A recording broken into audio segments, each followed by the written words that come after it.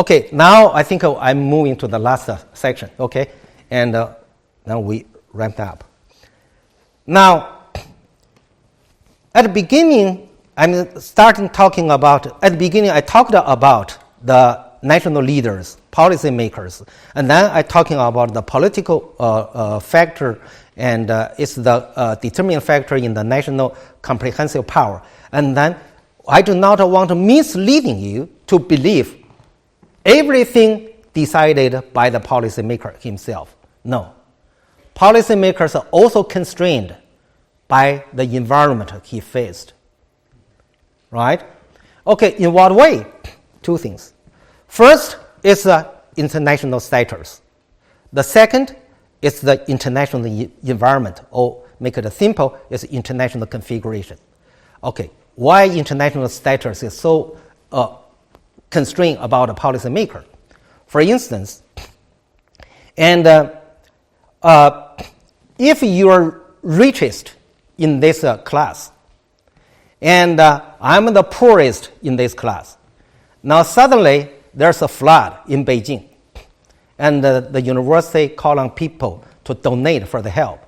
Okay, I ask you, all of us know you're much richer than me, and I donate 100 yuan. How much you donate and can solve the problem being criticized by others for a rich person? At least 200. 100,000. So no matter what absolute amount, the amount, you know that the rich person must donate more. Otherwise, he get into big trouble. Look at the earthquake in Sichuan. What happened? The people who donated donated very little strongly criticized those people who donated the big money, right? And they said, hey, look at this movie star. He only donated only donated $1 million. For the movie star, $1 million is nothing. They make 10 millions every time. Why they only donate $1 million? If you ask the guy how much you donated, he said 5 kuai, right? But because he's poor, he has a right to criticize you when you donated $1 million. I mean that the same for China. China becomes a rising power, and this change of international status forced China to change its original behavior. We can no longer behave like a weak state. It's not becomes proud of yourself, being proud of yourself, doing something very haughty. No, it doesn't mean that. If you do not do the things inconsistent with your status, you will be criticized. You will be regarded immoral, no ethics. And that's one thing. The second is what? It's international configuration. Well, why this is so important? Let's suppose today we are moving toward, okay, let's talking about the Cold War. During the Cold War, everyone agreed that's a bipolar system, right? During that bipolar system, China is a weak power. And the US and the Soviet Union represent two polars. And then so China adopted the non-alliance strategy. Well, that makes sense. But let's suppose if China was a superpower during the Cold War, can we adopt the non-alliance movement? Non-alliance movement is a kind of strategy used by the weakest power to dealing with the two superpowers. Today, and the world is moving toward the bipolarization. It's not multipolarization. And you see, except China, no country narrow the power disparity with the United States. Can you give me a name of any country who can narrow the power gap with the US in next 10 years? Except China. Any country. Can you think of any country who will narrow their national power with the United States? You say Russian? In what way?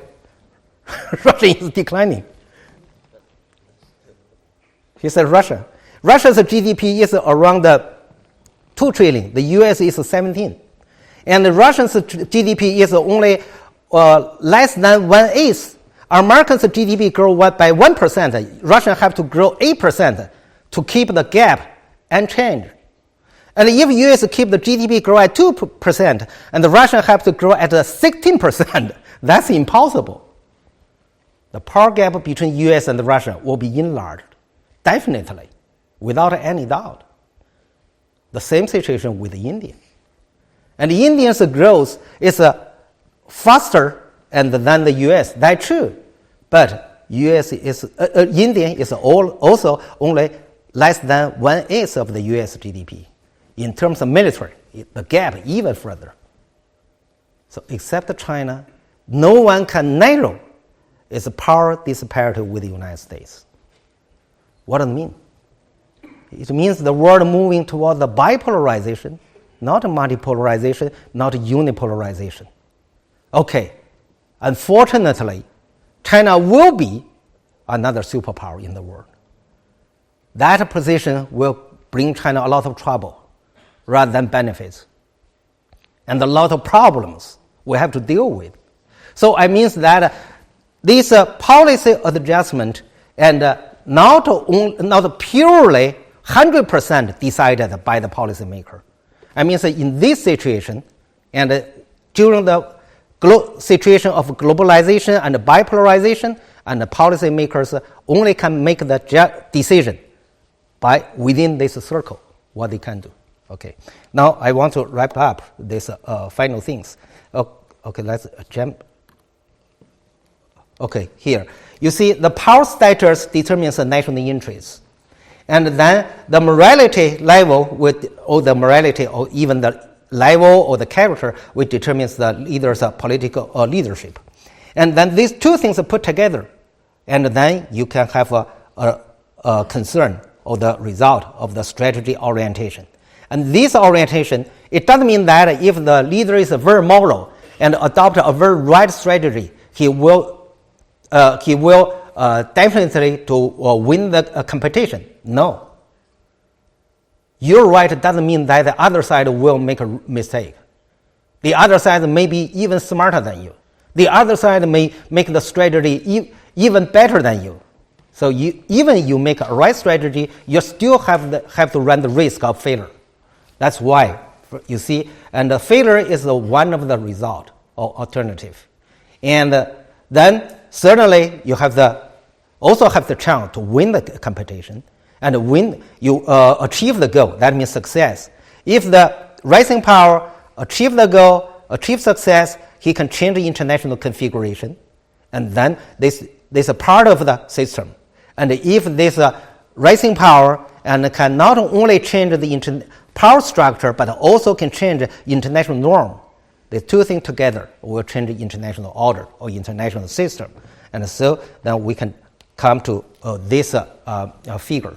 That means why nowadays people start talking about what kind of international order we are going to have when China becomes a superpower.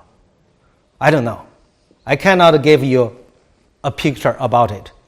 But then people knows that if China becomes another superpower, there is not only one American superpower, the world order will change.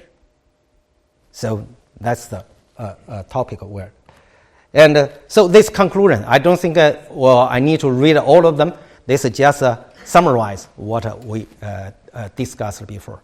Through this previous discussion, actually, I try to argue the national interests are mainly decided by international environment and international status. And the foreign policy serves the national interests, no doubt.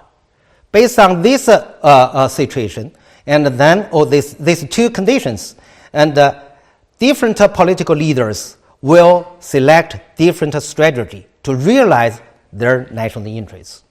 And that means if this country is a leading power or a superpower, that country's foreign policy will shape the international norms, and inevitably. And when this rising power shape the international norms and also change the international configuration, And it means the world order is going to change. Thank you. Thank you very much.